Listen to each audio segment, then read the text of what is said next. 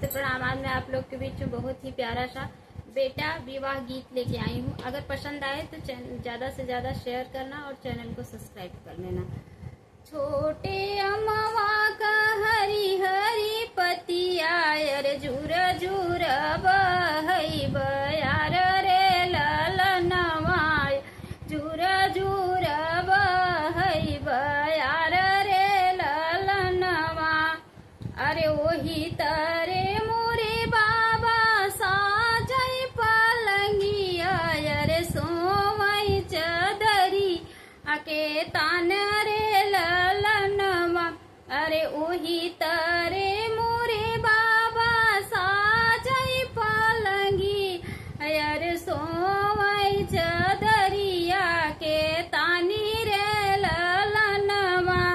केस तू सोया बाबा तानी चदरिया ये दुआरा पे आई बरात रे ललनवा। ये दुआरा पे आई बरात रे ललनवा। अरे कैसे संभाले बरात रे ललनवा।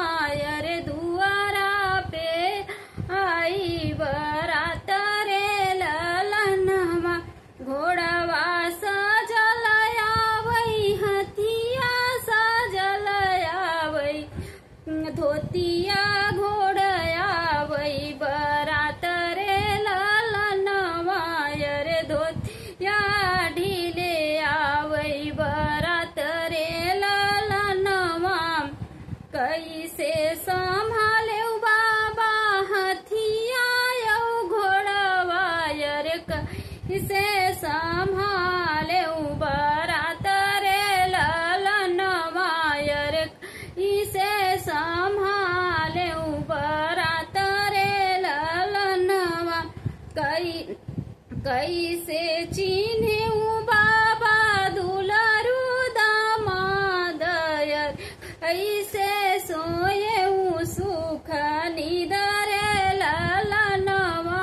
अरे कैसे सोए सुख निदर ललनवा। कैसे के चिन्हे बाबा दुलारू दामाद। अरे कैसे के सोए सुख निदर ललनवा। हथिया संभाले बेटी घोड़वा संभल बई। अरे हम ही संभल बई बरा अरे ललनवा। अरे हम ही संभल बई बरात रे ललनवा। हमारा दामाद पढ़ल पंडितैया। अरे हवा में पोथिली है ठाढ़ी रे ललनवा। हमारा दामाद पढ़ल पंडित इया हरे हथवा में पोथिली है ठाढ़े ललनवा। इतनी बचन सुनी इतनी बचन बेटी सुनऊ नहीं पाई। अरे भागी महल में जाई रे ललनवा। इतनी बचन बेटी सुनहु न पाई। अरे भागई महल में जाई रे ललनवा।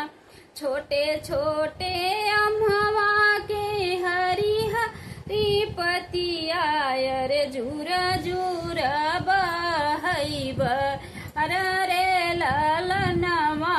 अरे झूर झूर बहई यार रे ललनवा। बहुत बहुत धन्यवाद। गीत पसंद आए तो ज्यादा से ज्यादा शेयर करना और चैनल को ज्यादा से ज्यादा सब्सक्राइब